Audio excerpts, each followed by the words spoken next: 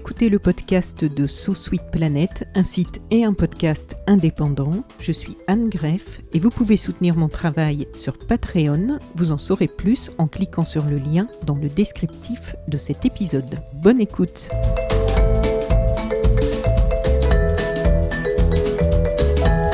Aujourd'hui, sur So Sweet Planet, je vous propose un podcast consacré au film Ziskakan, une révolution créole, un film documentaire de 52 minutes, écrit et réalisé par Sébastien Follin, raconté par Abdal Malik, d'après une idée originale de Maya Kamati. Ce film vient de recevoir le prix Coup de cœur de l'Académie Charles Cros 2023, un prestigieux prix, et il sera diffusé le 1er mai 2023 à 23h sur France 3. Et pour nous en parler, j'ai le plaisir donc de recevoir son réalisateur, auteur et producteur que vous connaissez sans doute déjà en tant qu'animateur, mais qui a fait plein d'autres choses, Sébastien Follin. Bonjour Sébastien. Bonjour Anne. Je vais lire un petit passage du texte de présentation parce que comme ça ce sera fait et c'est tellement dense en fait que j'ai fait ce choix déjà. Ça nous permettra ensuite de partir sur la suite. Donc Ziskakan, une révolution créole, documentaire de 52 minutes en créole réunionnais, sous-titré, raconte le combat pacifique mené par le groupe Ziskakan, collectif d'artistes, d'intellectuels et de militants dans les années 70 à l'île de la Réunion. À cette époque, la langue créole et ses avatars culturels étaient absents de l'espace public et dévalorisés par le pouvoir politique. Pour contourner la censure, les concerts clandestins et les fanzines distribués sous le manteau ont participé à la naissance d'un mouvement dont le ciment a été une solidarité sans faille. Pour la première fois, cette jeunesse réunionnaise racontait sa réalité et dessinait un portrait sans artifice de la Réunion. Une lutte qu'ils ont menée sur le terrain de la parole à travers les contes, les poèmes et les chansons. 43 ans après la création du mouvement, alors que le groupe a fait le tour du monde, que le maloya est classé au patrimoine mondial de l'UNESCO et le créole enseigné à l'école, le film interroge ces pionniers sur leur motivation, leur histoire, leur héritage et brosse un portrait sans concession de la Réunion post-coloniale où ils ont évolué. Ziskakan, une révolution créole, est autant l'histoire d'un mouvement artistique que celle de la quête identitaire d'un bout de France de l'océan Indien. Donc toi, Sébastien, tu as été, entre autres, animateur radio, télé, directeur d'antenne, DJ, tu as réalisé des pubs, des clips, des magazines musicaux, tu as aussi un parcours d'engagement et de Mmh. réalisation professionnelle par rapport à l'environnement. Tu es d'ailleurs président d'honneur du festival Atmosphère à Courbevoie, un beau festival de cinéma et développement durable. Tu es à leur côté d'ailleurs depuis 2011, donc ça date pas d'hier. Depuis le début, Et ouais. voilà, et tu es donc aujourd'hui auteur, réalisateur et producteur de Ziskakan, une révolution créole, qui est ton premier documentaire en tant que réalisateur. Mmh. Est-ce que c'est le sujet qui t'a donné envie de passer à la réalisation ou comment ça s'est fait, le début de cette histoire? Oui, c'est un ensemble de choses, c'est-à-dire que moi je réalise depuis longtemps et puis, mes activités d'animateur et de producteur m'ont éloigné de cette partie de ce que je sais faire. Moi, j'ai longtemps réalisé, quand je suis arrivé à Paris, des pubs, des magazines, des clips, ensuite je me suis consacré à ma carrière, d'animateur qui a été assez dense pendant pratiquement 20 ans ici, dans l'Hexagone, puisque j'étais à la radio, j'étais sur plusieurs médias, j'avais des quotidiennes, des hebdos, plus les émissions, captation documentaire et désormais fiction que je produis. Donc c'est vrai qu'on peut pas se démultiplier. Et puis en 2015, j'avais dans ma tête quand même cette envie depuis longtemps de me remettre à réaliser parce que au fond c'est ce que j'ai toujours voulu faire. Et j'ai ce truc très enfantin, au sens propre du terme, donc c'est pas du tout péjoratif quand je dis ça, de vouloir m'amuser. Et j'ai du mal à choisir parce que tout ce que je fais, je l'aime et j'ai toujours voulu faire ce que je fais aujourd'hui. Et en 2015 ou 2016, Maya Kamati, qui est la fille de Gilbert Pugna et Annie Grondin, qui sont deux des membres fondateurs de Ziska Khan, on s'était contacté. Elle était en tournée en France. Moi, je la connais depuis qu'elle est petite. Et puis, Ah oui? elle me disait, c'est moi qui lui avais dit, moi, j'aimerais bien réaliser un doc, enfin produire à l'époque, produire un doc sur Mmh. elle, sur la jeunesse, les jeunes artistes réunionnais qui sont aujourd'hui en action pour donner une dimension contemporaine et moderne de la musique traditionnelle. Et c'est elle qui m'a dit non mais viens, faisons plutôt un documentaire sur l'histoire de Ziska Khan. Et donc ça a mûri. Je lui ai dit ouais, super idée, si ce n'est qu'elle était à ce moment-là en train de s'occuper de la sortie d'un album. Moi j'étais encore très occupé parce qu'à cette époque-là je présentais sur France 3 et TV5 Monde, plus mes productions. Et puis après le confinement, je la fais court, après le confinement on s'est revus début 2021 et je lui ai dit mais il faut vraiment qu'on fasse ce documentaire, d'autant que j'en avais parlé à France Télévisions, qui à ce moment-là était aussi dans une restructuration de son pôle Outre-mer, puisque François avait fermé, il y avait Ah oui. différentes choses, donc c'était pas forcément le bon moment, et là ça a été le bon moment. Le pôle Outre-mer de France Télévisions m'a dit mais nous ça nous intéresse, donc on a commencé à travailler avec Maya sur ce film. Au début on était parti pour l'écrire et le réaliser ensemble, et puis petit à petit, d'abord elle a été très occupée, et puis elle m'a surtout laissé la main petit à petit pour réussir à en faire un film personnel. Je pense que Maya, et c'est légitime, voulait faire un film hommage à ses parents, et vraiment un film historique, hagiographique, biographique sur Ziska Khan, et moi j'avais envie de lui donner une dimension peut-être plus sociétale, et donc elle m'a laissé doucement prendre les rênes, donc j'en suis devenu l'auteur, puis à un moment donné c'est tombé sous le sens et la chaîne me l'a demandé que je le réalise, et donc voilà, les choses se sont faites de manière assez naturelle.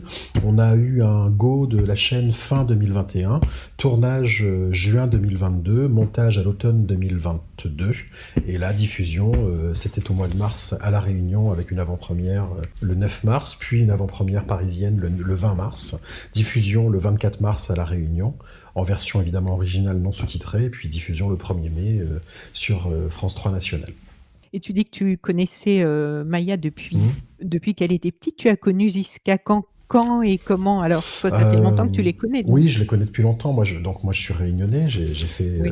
toute une partie de ma carrière là-bas. J'ai commencé à faire de la radio, j'avais 15 ans. Et donc, une fois passé le bac, j'ai aussitôt enchaîné sur ma carrière professionnelle.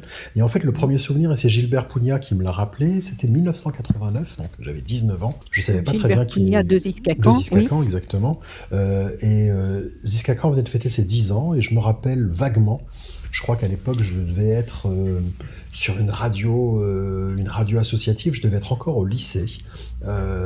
Et je suis allé dans une espèce de conférence de presse pour les 10 ans du groupe Ziska Khan, donc avec mes 19 ans, sans trop savoir de quoi il s'agissait. Je connaissais pas le groupe. Pour moi, c'était des hippies indépendantistes, mais ça m'intéressait. Je connaissais pas leur musique. À l'époque, à 19 ans, j'écoutais de la musique occidentale et j'allais en boîte et je rêvais d'être disque jockey et de travailler à Énergie Paris. Et c'est Gilbert qui m'a rappelé, qui m'avait vu dans son... D'ailleurs, j'étais touché qu'il s'en rappelle, qui m'avait vu dans mon petit coin. Et je me rappelle après coup y avoir été, et que j'étais assez timide et que j'avais posé des questions assez simples. Je n'étais pas un grand journaliste. Mmh. Et, et ça, c'est la première rencontre. Et puis ensuite, j'ai présenté des émissions musicales à La Réunion, des émissions culturelles. Et là, ça a été le début d'une relation qui est devenue amicale par la suite. Et j'ai notamment fait beaucoup d'émissions avec lui dans les années 90 sur ses albums, dont ceux qu'il a sortis au niveau international chez Highland. Et on avait fait des émissions spéciales, dont une au Théâtre de Saint-Gilles, qui est un magnifique théâtre en plein air, sous les étoiles. Et, euh, et voilà, donc ça fait longtemps, hein, parce Mmh. que là je vous parle de 89, donc Oui. c'est une amitié de 34 ans. Et, euh, et c'est amusant, et c'est Gilbert qui me l'a dit, puisque 34 ans après, le petit garçon timide de 19 ans a réalisé un film sur eux, leur rend hommage. Et c'est un film, moi je suis... Et tu sais, tu m'as parlé tout à l'heure, tu as ouvert en parlant du prix de l'Académie Charles Cros. Oui. Évidemment, je suis extrêmement fier de l'avoir reçu en tant que réalisateur et producteur, mais c'est eux qui l'ont reçu. Mmh. Et quelque part, quand je vois le trajet, je trouve que l'histoire est belle. C'est-à-dire que le petit garçon timide qui savait pas qui ils étaient leur a offert un prix de l'Académie Charles Cros 34 ans après. Et je trouve ça très émouvant. Donc voilà, c'est les jolis cadeaux de la vie et Oui, les jolis cadeaux de l'histoire. c'est vrai. Alors, j'aimerais, qu'on parle un petit peu de toi encore, si Mhm. tu veux bien, avant Bien de sûr. parler plus de Ziska Khan, de ton cheminement personnel Mhm. par rapport à ton identité, puisque en fait, tu en parles, hein, dans la présentation du Bien film, sûr. que j'ai reçu. Donc à l'île de la Réunion, aux héritages donc je de ton cheminement personnel par rapport à ton identité, à l'île de Mhm. la Réunion, aux héritages culturels et aux transmissions, officielles de l'histoire qui ne coïncident pas toujours avec la réalité vécue sur Mhm. place. Dans le petit texte de présentation, on lit: «C'est pour lui», donc pour toi, «c'est pour lui l'occasion de raconter l'identité plurielle de son île à la croisée de 3 continents». Donc dit comme ça semble simple en fait, Mhm. mais dans le texte que toi tu as écrit, qui est en dessous de cette présentation, du documentaire, on lit: «Qui suis-je? Cette question n'est pas que philosophique, elle est hautement politique. Mhm. Je ne me la suis jamais posée tant que je vivais à La Réunion. Puis, arrivé à Paris, il a fallu que je me définisse. Français d'ailleurs, d'ici et de là-bas, avec une injonction à m'intégrer dans mon propre pays, en effaçant la complexité de mon identité asiatique, africaine, européenne». Est-ce que tu peux donc nous expliquer ce qui, dans ton parcours personnel, t'a fait t'intéresser à Ziska Khan au point de faire aujourd'hui ce documentaire?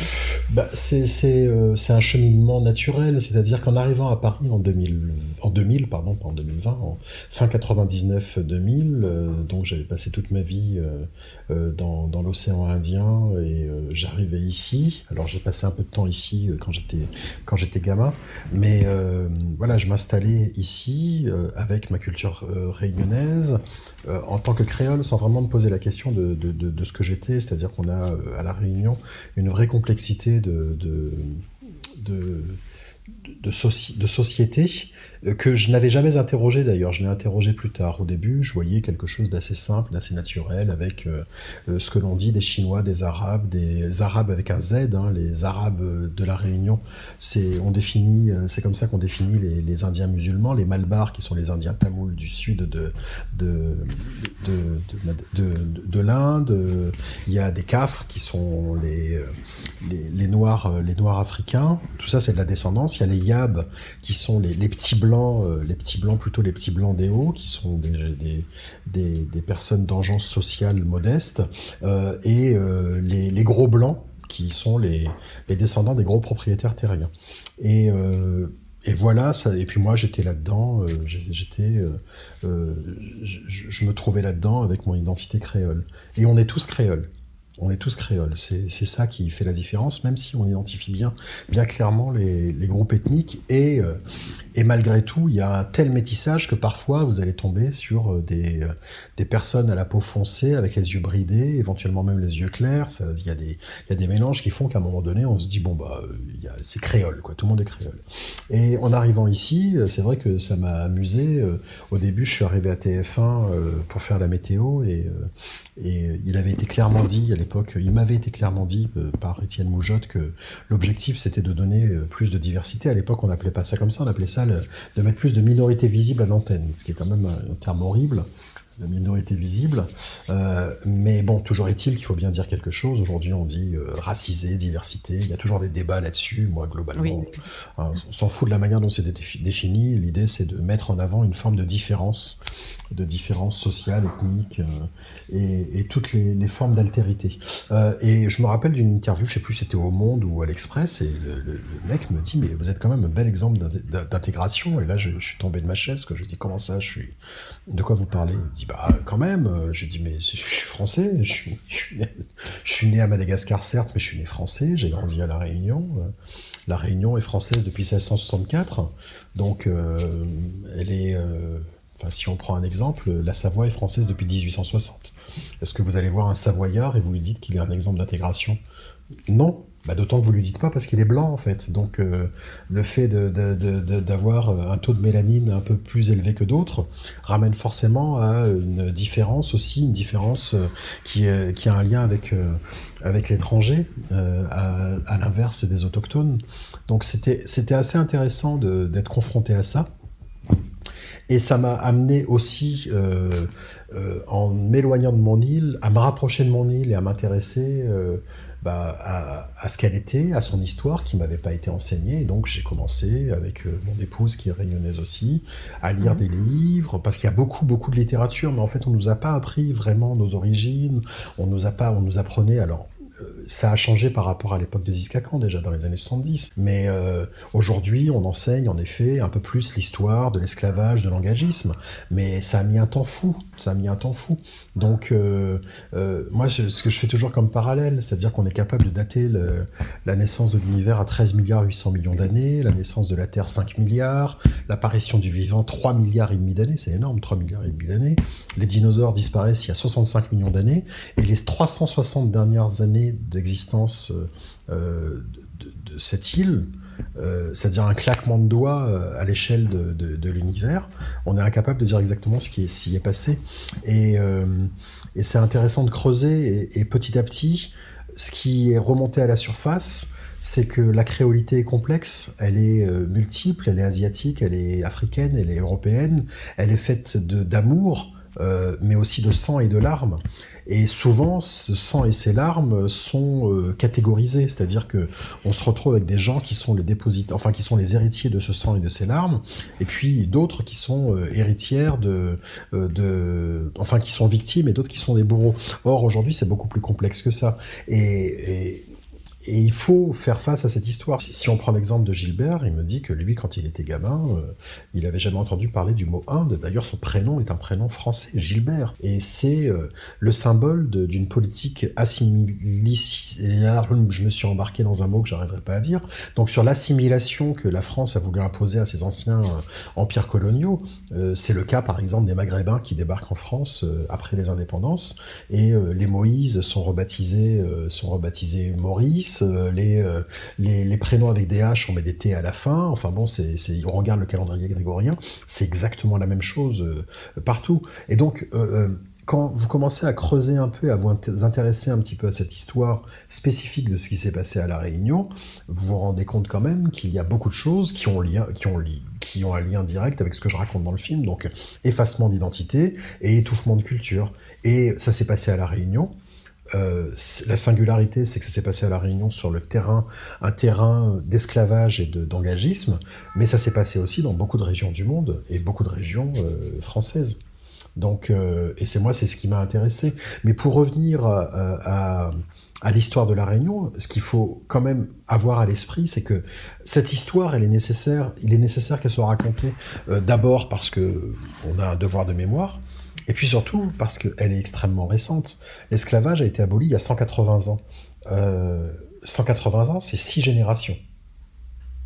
C'est rien. C'est-à-dire que... et encore, on parle de l'abolition, puisque évidemment, dans les faits, ça a continué, mais sous une autre forme, ça a été l'engagisme, qui est une espèce d'esclavage un peu plus soft, c'est-à-dire que les personnes qui arrivaient étaient soi-disant venues de leur propre chef, mais vivaient dans les mêmes endroits où vivaient les esclaves. Avant, les esclaves les maîtres avaient au moins ce devoir de les nourrir et de les blanchir, en général très mal, mais toujours est-il qu'ils les nourrissaient et les blanchissaient. Les engagés vivaient dans les mêmes endroits, mais devaient payer leur loyer au maître. Donc en fait, le maître donnait d'une main un salaire et récupérait de l'autre. Donc autant vous dire que c'était un marché de dupes. Et l'engagisme s'est fini en 1938, donc 3 générations. Et les dernières personnes descendantes à avoir vécu dans ces camps d'engagés datent des années 90. Donc une génération. Et cette histoire n'est pas racontée. Donc ça vous donne une population qui a un mal-être de post-traumatique.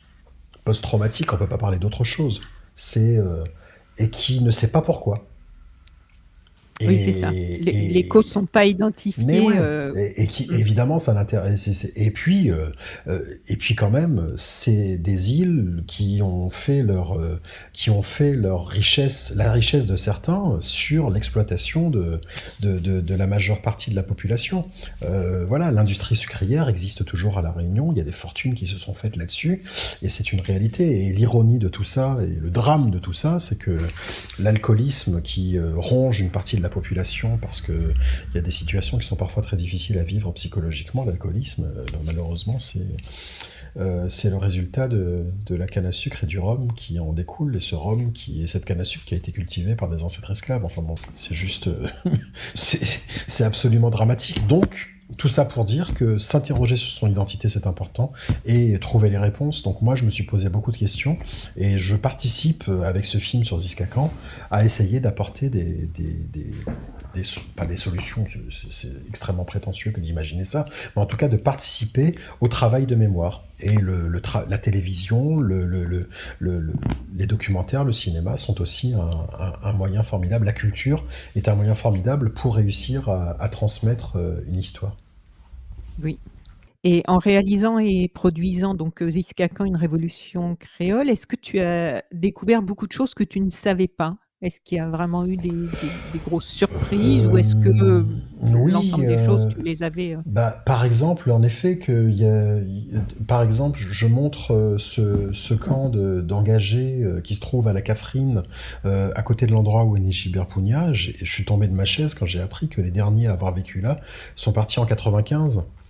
Même que j'en montre des images d'ailleurs d'un camp d'engagés oui, images de d'archives là, oui. 79, des images d'archives. Je me dis waouh, c'était quand même ça, c'était incroyable. Ça, c'est l'aspect social. J'étais au courant des violences politiques, mais j'étais pas conscient qu'il y avait eu autant de personnes qui étaient mortes. Il y a une dizaine de personnes qui sont mortes entre les années 50 et 80 dues aux violences entre camps opposés pendant les élections, où le bourrage d'urne était un sport local. Et puis sur l'aspect plus inspirant et plus artistique, j'ai découvert surtout que bah, tous ces mecs-là, moi j'étais conscient de l'histoire, mais je me suis pas rendu compte quand je la connaissais. On s'en rend jamais compte, on s'interroge jamais vraiment. Ils avaient tous entre 17 et 25 ans, quoi. Et ils étaient dans un endroit qui était donc sous la censure, où il y avait les renseignements généraux qui venaient, qui relevaient le nom des gens qui étaient là. Ils avaient des menaces psychologiques, des menaces physiques. Et puis ils ont fait des choses extrêmement belles. La littérature était magnifique. J'ai découvert par exemple tout ce travail des éditeurs tels que Les Chemins de la Liberté de Firmin Lacpacia, qui mériterait un documentaire à lui tout seul, ou avec les dessins d'Alain Sérafine et d'autres, qui étaient sérigraphiés dans les arrière-cours, ou alors qui étaient rototypés et qui étaient agrafés, qui étaient vendus sous le manteau à la sortie des meetings, avec des poèmes en créole extraordinaires et surtout des illustrations, mais d'une beauté incroyable. Ça, je l'ai découvert, je ne savais pas. J'ai découvert enfin, pas mal de petites choses. Par exemple, j'avais entendu parler des prêtres rouges, comme on dit, des prêtres communistes, mais j'avais pas vraiment conscience qu'il y avait une solidarité aussi de l'Église qui, malheureusement, a fait plus Servait de... de studio d'enregistrement Oui, aussi. on a eu une église qui a servi de studio d'enregistrement à leur premier album, mais malheureusement, dans l'ensemble de l'empire colonial français et même en général, l'église n'a pas été parmi les plus vertueuses quand même. Elle a participé à l'oppression, et donc il y avait des résistants, des résistants. J'ai découvert l'exil. Il y a quand même 12 fonctionnaires guadeloupéens, réunionnais, martiniquais qui ont été exilés, c'est un truc de dingue, parce que communistes, de 1960 à 1972. Eux et leurs familles ont été envoyés en France métropolitaine, en leur disant vous ne pouvez pas rester là, parce qu'ils étaient soi-disant agitateurs de l'ordre public. Là, on parle d'un truc qui est contemporain. Je ne vous parle pas de... Et qui est en France. Je parle pas de la Chine de Mao, hein. Donc, tout ça, je l'ai découvert, et évidemment que c'était important d'en parler. Après, c'est des petits bouts du film, et c'est ce qui le thématise. Mais c'est vrai que si vous vous posez, vous avez presque envie de tirer les fils et de faire des sous-films de chaque partie de ce film. Alors en 1979, donc c'est la naissance, Mmh. officielle de Ziska Khan pour la fierté. Dans le commentaire, on entend, «Il fallait casser la honte. Ouais. Inutile de s'excuser pour parler créole» Mmh. et à un autre endroit, on entend aussi: «Sous De Gaulle, le créole était banni de l'espace public et pas une ligne des manuels scolaires n'enseignait leurs origines aux jeunes réunionnais». Ouais. L'un des témoins, dans le film, proche de Gilbert Pugnat, je crois, dit qu'ils n'ont jamais, demandé à ce qu'il n'y ait plus de langue Mmh. française et que tout soit créole à La Réunion, qu'ils Bien sûr. voulaient juste que les 2 puissent, cohabiter, que leur culture, en fait, puisse, continuer d'exister à sa juste place, sans être écrasée par une culture dominante imposée de l'extérieur. Même aujourd'hui et je dirais presque plus que jamais, en métropole, on a du mal à accepter cette idée. Qu'est-ce qui bloque à ton avis? Bah, je sais pas. Je C'est Alain Armand qui dit ça dans le film, hein, c'est important, Oui. c'est vraiment un passage important. C'était le premier président de l'association Ziskakan, c'est un immense intellectuel, c'est un auteur, et il est, c'est fondamental qu'il dise ça parce que il y a quelque chose de très inclusif, c'est-à-dire que il y a en effet une honte de soi. Dès lors qu'il y a une langue officielle et que la langue de l'intime ne permet pas d'exprimer l'intime, les souffrances ou la beauté, peu importe, mais juste de s'exprimer dans l'espace public, ça renvoie aussitôt à quelque chose de supérieur. Mais tu sais, je me faisais cette réflexion la dernière fois, c'est que euh, au moment du démantèlement des différents empires coloniaux, les anglo-saxons, les Britanniques ont créé le Commonwealth. Le Commonwealth, ils ont dit à leurs anciens colonisés, ils ont dit bon, on fera toujours partie d'un grand tout, la reine restera votre reine, donc ça c'est quand même pas forcément une vraie émancipation, mais quand même, ils leur ont dit on va faire du commerce ensemble. Mmh. Point à la ligne. En revanche, les Français, ils ont créé la francophonie. Et ils ont dit, ce serait bien quand même qu'on garde une espèce de culture commune. Et dans francophonie, il y a quand même France, donc avec cette espèce de supériorité culturelle. Et tout ça de manière très hypocrite, pourquoi faire? Pour faire du business dessous. Et je pense que fondamentalement, il y a une approche des choses totalement différente. Et donc, il y a quand même, la France a dominé le monde pendant très longtemps, donc je pense qu'on est très prétentieux au final, nous les Français. C'est d'ailleurs pour ça qu'on parle très mal anglais, parce qu'on considère comme, à un moment donné, le monde entier voulait parler français. Ce qui est plus tellement le cas aujourd'hui. Et que je pense qu'il y a quelque chose. Alors là, je fais vraiment de l'analyse, je fais de l'analyse sociologique de comptoir. Hein. Je ne suis pas un spécialiste, ni un linguiste, ni un politologue. Je pense que c'est dans nos gènes d'avoir cette espèce de sentiment de supériorité sur des populations qui ont été d'anciennes populations colonisées, et donc qui renvoient toujours à cette espèce de rapport. Parce qu'on parle de la même chose hein, pour les Basques, les Bretons, les Corses. C'est pas à Paris que ça se passe. Oui. Ça passe C'est ce pas. qui est dit dans le documentaire aussi, en Bah fait, oui, c'est. cette mise en réseau de revendications, en fait, qui finalement, deviennent universelles, même si c'est avec des cultures Mais différentes et évidemment. des histoires différentes. Mm. Donc, je, je pense que ça, c'est entre autres lié à ça. Voilà. Mmh. Et Et donc ensuite, oui, pardon, juste pour rebondir sur ce que tu disais aussi sur Sully oui. Andoche qui dit euh, pas besoin d'avoir honte de parler créole. Euh, c'est ça le mouvement de Ziskaka en fait, c'est ne plus baisser la tête. Et c'est pareil, c'est quelque chose de très commun à toutes les régions du monde et à tous les individus. C'est à quel moment on accepte qui on est et de façon à avancer sereinement vers l'avenir. Et quand tu rentres dans la tête des gens petit à petit que leur langue elle est sale, que c'est pas joli, que c'est, petit à petit ça finit par prendre. Et le travail de Leur Zikakan, couleur aussi. la couleur, ah oui évidemment, les origines Que leur couleur est sociales, sale, même encore aujourd'hui, on peut exactement. entendre ça dans certaines écoles, des enfants qui Oui, disent, bien sûr, hein, c'est très complexe, ouais. mais même les origines sociales. Donc c'est vrai que le travail de Ziskakan, ça a été, et ça faisait partie de leur souci initial, c'est de dire on va prouver que le créole est joli, que c'est quelque chose, que c'est une langue et qui peut avoir quelque chose d'extrêmement esthétique. Et donc ils ont été très attentifs à créer une poésie. pour enchaîner avec ce que tu disais, donc dans les années 80, j'étais un peu surprise parce qu'en fait, je dois avouer quelque chose, moi aussi, c'est que, Ziska Khan en fait, je connaissais Ziska Khan Mhm. curieusement, parce qu'il y a enfin, à mes tout débuts, donc il y a pas loin d'une trentaine d'années aussi, j'animais une émission, musicale sur Aligre FM, une D'accord, radio, oui, que je de connais, oui, notre, capitale, voilà. tout à fait. Et donc c'était, oui, au milieu des années 90 et j'ai reçu un jour un CD de Ziska Khan Mhm. et en fait, donc je recevais de plus en plus de CD et je n'avais pas, en fait, je ne savais pas du tout, j'avais aucune notion de ce qu'ils représentaient, de leur Mhm. combat, de leur Bien histoire, sûr. de leur contexte et tout ça. Et quelqu'un m'avait appelé, et je crois que c'était Gilbert Pugnat, Mhm. pour me demander pourquoi je ne les invitais pas dans mon émission et tout Ah, ça. Et je d'accord. dois avouer que j'ai été passée mais complètement à côté. J'avais juste écouté distraitement, Oui, sans mhm, rien comprendre, bien tout ça. sûr.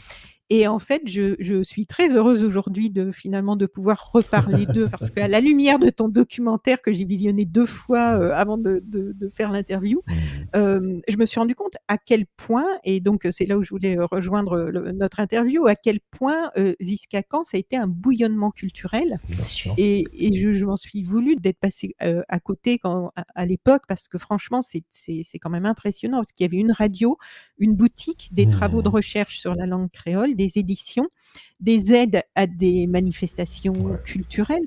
C'est incroyable tout ce qu'ils ont réussi à créer et en plus, avec des ça a fait beaucoup de petits apparemment d'après ce qu'on apprend dans le documentaire. Oui, bien sûr. Après, c'est une partie que j'évoque assez rapidement à travers le commentaire, parce que, en fait, la vraie difficulté que j'ai eue avec ce film, c'est qu'il y a très peu d'archives, en fait. Donc, Ah je oui? voulais parler de la radio. Aujourd'hui, à la place de la radio, il y a une boutique et il y a très peu de photos de ça. En fait, il y a très peu de mémoire. Donc, j'ai aussi été attentif à pouvoir illustrer ce qui était dit. Sinon, c'était juste l'histoire de l'homme qui a vu l'homme, qui a vu l'homme, qui a vu la bête. Et donc, bon, là, ça aurait été... euh, et je dis ça parce que là, c'est mon seul regret, c'est que j'aurais adoré quand même faire un petit volet sur la radio.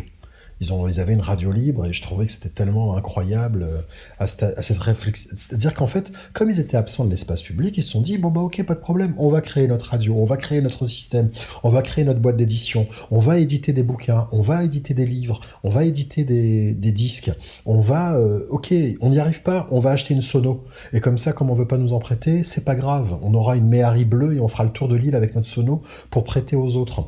Ça marche pas, on va produire aussi des groupes. Toute cette partie-là, et puis d'abord c'est un film de 52 minutes, hein, et c'est compliqué de résumer 43 ans Oui, oui, d'histoire, oui, oui. 30 heures de rush, 52 minutes, il a fallu faire des choix. Et ça c'est la partie que j'évoque rapidement pour me concentrer sur le combat créole et sur la manière dont l'identité effacée a pu à un moment donné être un peu plus exposée qu'elle ne l'était à l'époque. J'ai entendu dans le documentaire, en 43 ans, plus de 100 militants ont participé à Mmh. l'aventure, donc c'est quand même assez impressionnant. Et puis aujourd'hui, le Maloya donc est classé au patrimoine mondial de l'UNESCO. Est-ce Ouais. que tu peux nous dire en quelques mots qu'est-ce que c'est le Maloya pour ceux qui ne connaîtraient pas et Mmh. quel est le lien avec Ziska Khan Le Maloya, c'est la musique des esclaves qui était chantée dans les camps d'esclaves. C'est le blues de l'océan Indien, qui n'a pas forcément le même nom selon les îles, Rodrigue, Maurice ou Madagascar, mais c'est un patrimoine, ou même les Seychelles, c'est un patrimoine de l'océan Indien. Et c'est une musique qui était clandestine, qui n'était pas autorisée dans l'espace public et donc qui était jouée dans les arrière-cours, c'est une musique qui est souvent associée aussi à des rites indiens, malgaches, comoriens, euh, et euh, et c'est une musique qui a été valorisée par le Parti communiste réunionnais dans ses meetings.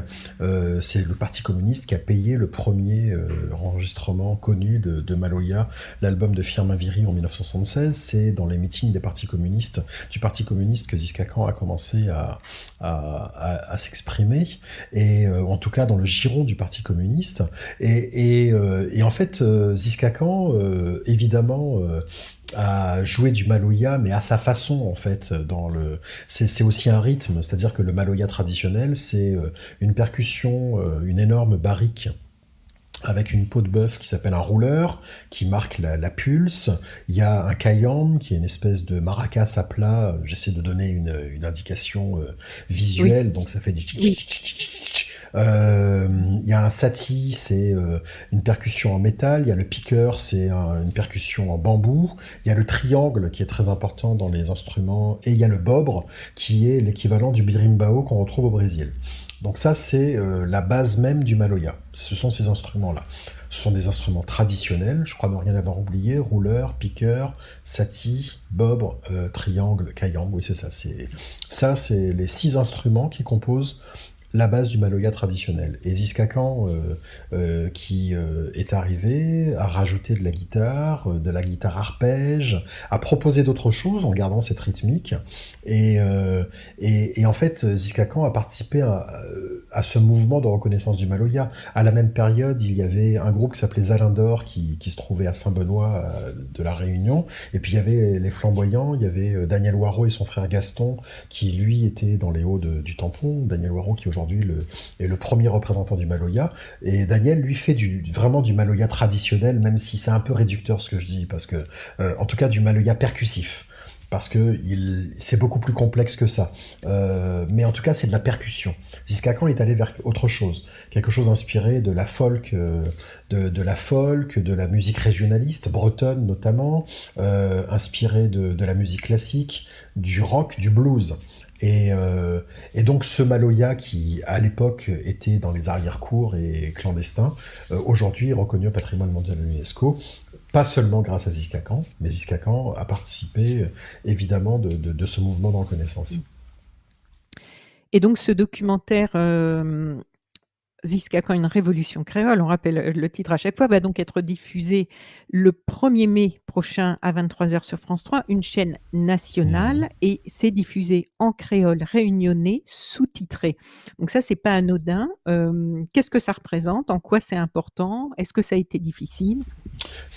Alors ça représente quelque chose d'important parce que c'est une vraie reconnaissance d'une expression, d'une langue vernaculaire qui longtemps a été étouffée. Donc même si aujourd'hui elle est enseignée et qu'elle n'est plus du tout dans ces conditions d'oppression, c'est quand même une espèce de validation.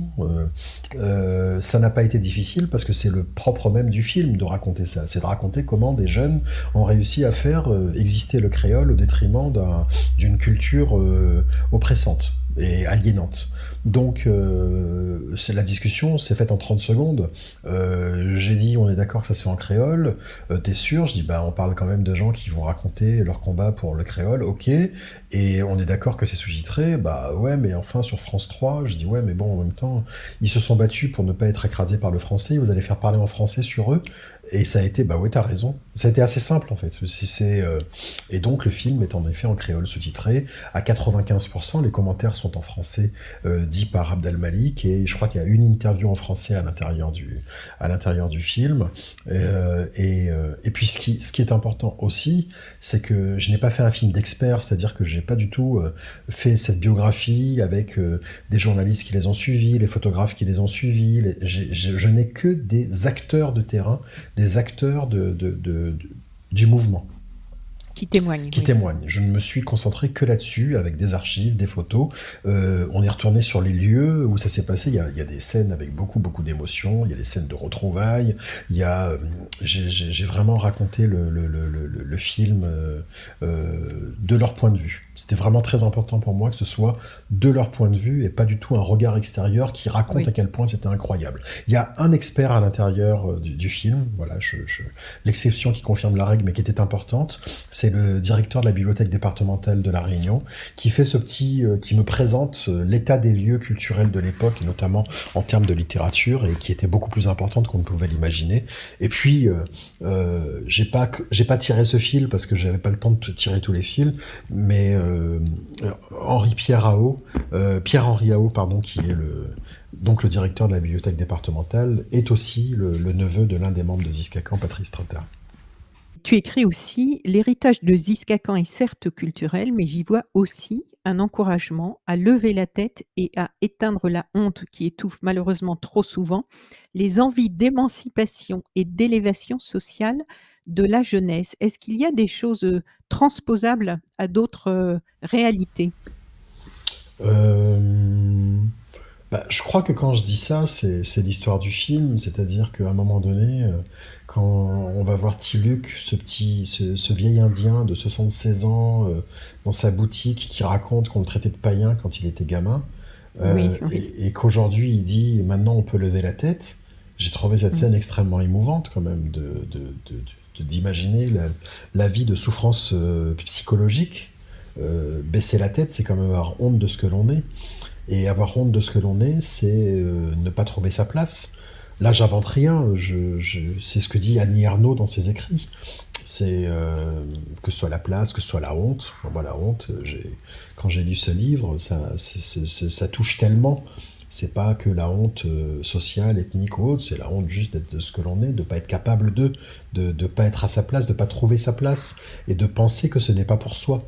Donc je pense que la culture, que ce soit Annie Ernaux dont je viens de parler évidemment, qui est une immense dame de la littérature, mais tous ces poètes, tous ces plasticiens, tous ces musiciens rayonnés que j'ai mis en avant, eh bien participent à aider tout un chacun, et quel que soit son âge d'ailleurs, à un moment donné accepter qui il est, et à avancer malgré les freins, ou en tout cas à prendre en considération que les freins sont extérieurs, et se libérer de ces barrières mentales. Cette chanson de Bob Marley, Redemption Song, Bob Marley dit Emancipate yourself from mental slavery.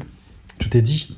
Il faut réussir à briser ces chaînes mentales qui nous empêchent de nous envoler. Et c'est ce que dit Alain Armand, hein, quand il dit laissez-nous, ne nous écrasez pas, laissez-nous voler avec nos identités multiples, laissez-nous vivre.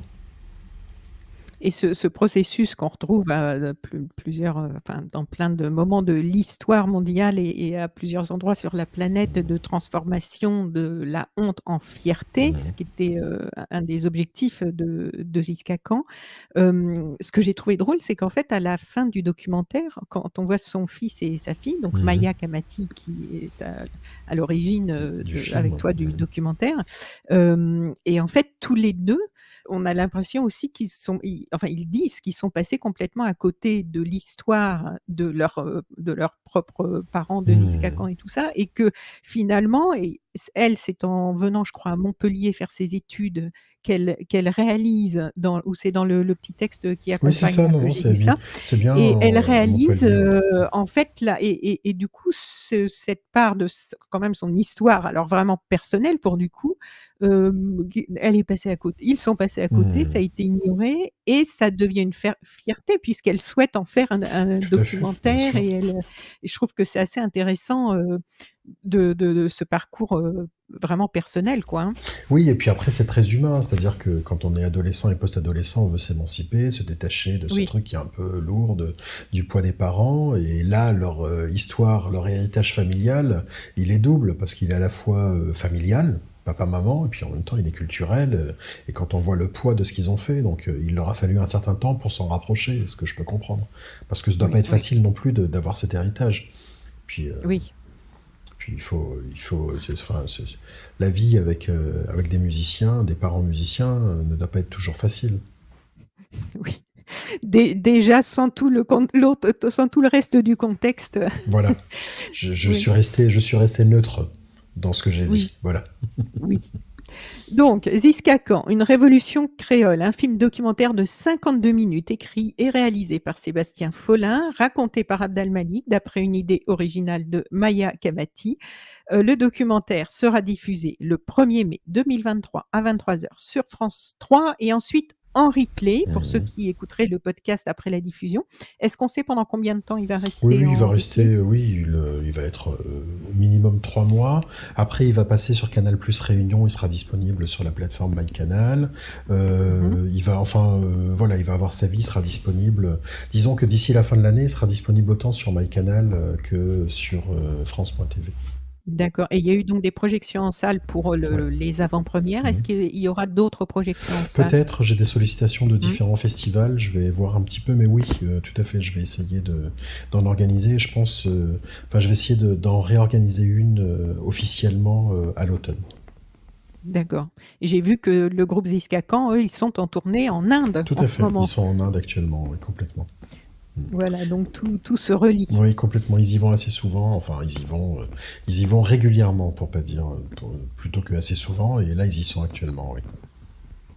Pour terminer, qu'est-ce que tu souhaites pour ce documentaire aujourd'hui, avant la diffusion, et Euh, pour sa vie à venir? Écoute, je souhaite qu'il soit le plus vu possible. Alors ça, tout le monde a envie que son film soit vu. J'ai surtout envie qu'il soit... Là, je l'ai traduit en anglais, je vais le traduire en espagnol et en portugais. Et j'ai envie Mmh. qu'il soit vu dans le maximum d'endroits. J'ai envie qu'il soit vu en Louisiane, qu'il soit vu au Cap-Vert, j'ai envie qu'il soit vu dans la Caraïbe, j'ai envie qu'il soit vu au Brésil, j'ai envie qu'il soit vu en Afrique, qu'il soit vu en Inde. J'ai envie qu'il ait cette... Et puis évidemment qu'il soit vu par le maximum de Réunionnais. J'aimerais que ça devienne un outil pédagogique pour les écoles. J'ai fait des projections scolaires quand je suis allé à La Réunion, parce que j'y ai tenu. J'y suis allé faire une projection en avant-première, mais aussi j'ai fait 2 projections scolaires. Ça, Oui. j'adorerais pouvoir en organiser d'autres. Après, moi, je suis à Paris, donc j'ai lancé des pistes. J'espère que les gens à qui j'ai tendu la perche la saisiront. Euh, En tout cas, j'adorerais qu'il ait cet écho international et universel. Quand j'en parle, donc, je le disais, hein, Corse, Breton, Occitan, Basque, Breton sont concernés, mais j'ai échangé avec une Irlandaise qui m'a dit mais c'est incroyable, c'est l'histoire de mes parents, un Malien, un Cap-Verdien, une Brésilienne qui m'a dit mais ce film il est incroyable, parce qu'il raconte, hein, j'entends, et donc je pense que, en tout cas j'adorerais que ça se passe comme ça. Bon, eh bien, on va croiser les doigts alors. Mais oui, croisons les doigts, j'espère que ça marchera. Oui. Un grand merci, Sébastien Folin, pour ce temps que tu nous as consacré dans ton emploi du temps, très chargé, Oui, ça qui va. nous Merci permet beaucoup. de donner envie, j'espère, de voir ce documentaire. Et si vous écoutez le podcast après, n'oubliez pas, il est en replay sur la plateforme de France Télévisions pendant au moins 3 mois. C'est sur France 3 donc, et on souhaite, longue vie à ce documentaire. Merci beaucoup. Merci beaucoup, Anne. Merci. Au revoir. Au revoir. Chères auditrices, chers auditeurs de So Sweet Planet, si cette interview vous a plu, vous pouvez maintenant soutenir mon travail sur Patreon. Je vous rappelle que je réalise seule tous les contenus des podcasts et du site internet sosweetplanet.com et je suis indépendante. Vous pouvez donc soutenir mon travail sur Patreon par une contribution ponctuelle ou à partir de 3 € par mois. Vous aurez accès à des contenus exclusifs et à vos épisodes de podcast sans publicité. Vous trouverez le lien vers mon Patreon dans le texte de cet épisode. Vous pouvez cliquer sur le lien, vous accéderez à la page du Patreon de So Sweet Planet sur laquelle je vous explique pourquoi j'ai besoin de votre soutien et vous pourrez voir un petit peu comment ça se passe, donc n'hésitez pas, à tout de suite.